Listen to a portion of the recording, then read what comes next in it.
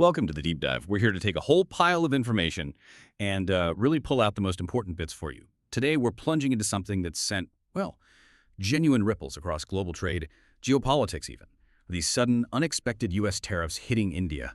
Right on India. It feels like a really high-stakes moment, and we've managed to gather a stack of sources to help us unpack exactly what's going on.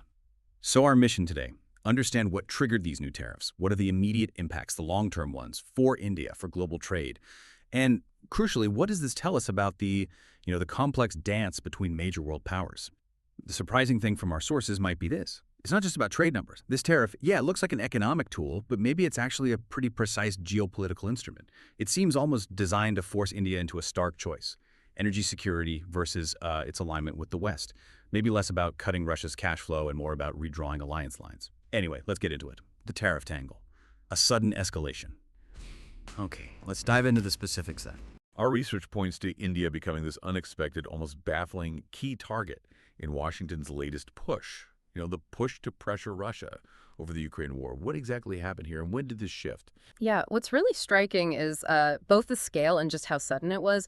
Donald Trump doubled U.S. tariffs on India. Doubled them to a staggering 50%, up from 25%. And this isn't like a broad thing. It's specifically penalizing Delhi for buying Russian oil. The stated reason. Cut Russia's oil revenues, push for a ceasefire. That's the official line. And this new rate, this much higher rate, it's set to kick in really soon, August 27th. August 27th, wow. Exactly. And this puts India as the most heavily taxed U.S. trading partner in Asia, right up there with Brazil, which is also facing steep U.S. tariffs. India, well, understandably, has called it unfair, unjustified. They're insisting their imports are just driven by the market, by practical needs, and they're absolutely vital for energy security. So it's a very direct clash. India's export squeeze. That 50% figure is just brutal. If India's exports suddenly face that, what does it actually mean for the economy? For businesses on the ground, how do they even begin to absorb that? Well, the implications, as our sources lay them out, are really severe, potentially devastating. Almost all of India's exports to the U.S., and that's a substantial chunk, $86.5 billion annually, they could become commercially unviable, just completely underwater if these rates stick. Most Indian exporters, they can barely absorb a 10, maybe 15% rise, a combined 50% tariff. That's just far, far beyond their capacity. So it could just stop trade in its tracks? Pretty much. Nomura, the Japanese brokerage firm, they noted that if this tariff is effective, it would be like a trade embargo. Their analysis predicts it will lead to a sudden stop in affected export products. Yeah. And you have to remember, the U.S. is India's top export market. We're talking 18% of all its exports. That translates to about 2.2% of India's GDP.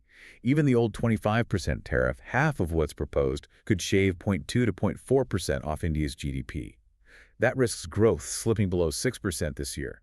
It's serious. And the impact inside India. Who feels it most? Domestically, it'll hit the labor-intensive sectors hardest. That's what the analysis suggests. Priyanka Kishore, an analyst with Asia Decoded, she specifically mentioned textiles and gems and jewelry taking the fall. And Rakesh Mehra, from the Confederation of Indian Textile Industry, called it a huge setback. No ambiguity there. It is worth noting, though, there are exemptions. For now, India's electronics, pharma exports, semiconductors, they seem to be exempt. Yeah. So a small pocket of relief in all this. The geopolitical gamble. Why India?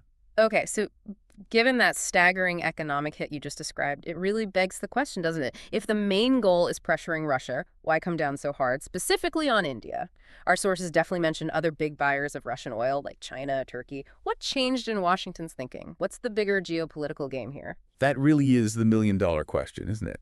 And if you try to connect the dots, looking at the broader geopolitical picture, experts we looked at are calling Trump's decision a high-stakes gamble, no doubt about it. And it's puzzling because India is generally seen as a key strategic partner for Washington, especially, in balancing China's influence in Asia. Urjit Patel, the former Indian central bank governor, he expressed that India's worst fears have basically materialized. He's hoping it's just a short-term thing, maybe leverage for trade talks. Otherwise, he warns it's a needless trade war. And do these experts think it will be short-term? Few of them, actually. Across the board in our sources, not many expect these incredibly damaging tariffs to last long, which makes the next, 20 days or so leading up to August 27th absolutely critical. Crunch time. The key question now for Prime Minister Modi's government is, what do they do? Do they quietly sort of back away from trading ties with Russia to avoid this Russia penalty, as it's being called? Or do they stand firm against the U.S. pressure? And on that strategic point, is there a consensus view? We often hear about India's non-aligned tradition. Are these tariffs trying to force India's hand, or was India maybe already drifting from Russia anyway? It's a really nuanced picture, and yeah, our sources offer different takes. Dr. Keetij Bajpai from Chatham House, the think tank, suggests India was already trying to reduce its reliance on Russian military gear and diversifying oil imports, too, before this pressure. He sees the relationship with Russia as being in a sort of managed decline. But he notes Russia will still be a key partner for a while, long-standing ties. But then, on the other hand, you have Ajay Srivastava from the Global Trade Research Initiative, GTRI.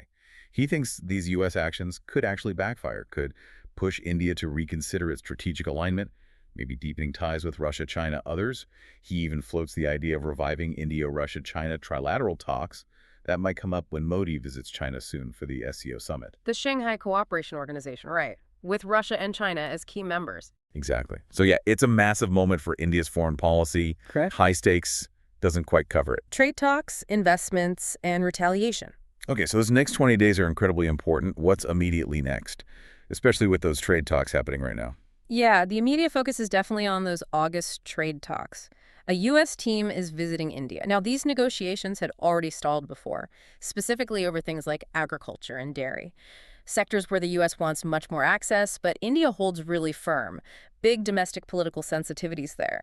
So the big question now is, will India give ground on these protected areas because of the tariff threat? Or is the political cost back home just too high, regardless? That's a tough spot. And what about this whole China plus one idea? India's push to be the alternative manufacturing hub. Does this hurt that? That's another big question that comes up in the research, definitely. India has been positioning itself as the destination for companies diversifying away from China. Trump's tariffs, well, they risk slowing that momentum down, especially when you've got countries like Vietnam offering lower tariffs, maybe simpler regulations. It makes India look less attractive, potentially. However, some experts we read also suggest the impact on overall investor sentiment might be limited. They point out India is still actively courting big firms like Apple. Apple already makes a lot of its phones locally, and crucially, that sector, electronics and semiconductors, they aren't taxed under these new tariffs. So it's not hitting everything. The impact isn't uniform. Right. So with all this pressure, economic, geopolitical, what's the Indian government actually doing? What options do they have to help their exporters right now? Well, the material we reviewed highlights that historically India's government hasn't really gone for direct subsidies to exporters. That's not typically their approach. And Nomura's analysis suggests the current plans, things like better trade financing, export promotion programs, they might just not be enough. Not enough to bridge such a huge tariff gap. For now, publicly, the Indian government is putting up a very strong front, saying it will take all actions necessary to protect its national interests. Standard, strong language. The opposition has also jumped in, naturally. Senior Congress Party leader Rahul Gandhi called the 50% tariffs economic blackmail, said it was an attempt to bully India into an unfair trade deal. So this really tests Modi's relationship with the U.S., doesn't it? That mega partnership they talked about. Absolutely. It's probably his biggest foreign policy test regarding the U.S. relationship, no question. And as for India hitting back, retaliation. Barclay's research notes it's unlikely but not impossible.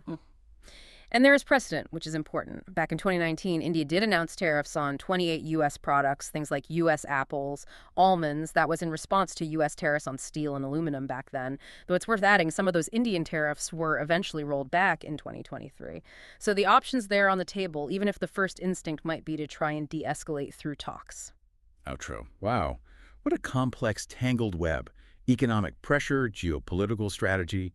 We've really explored a lot there. This deep dive, I think, has shown us that what looks like a simple trade dispute on the surface is actually a really profound test. International relations, energy security, national sovereignty, it touches everything. Indeed it does. And this whole situation is just a powerful reminder, isn't it? In our interconnected world, economic policies are almost never just about economics. They're deeply tied up with foreign policy, national security, even domestic politics back home.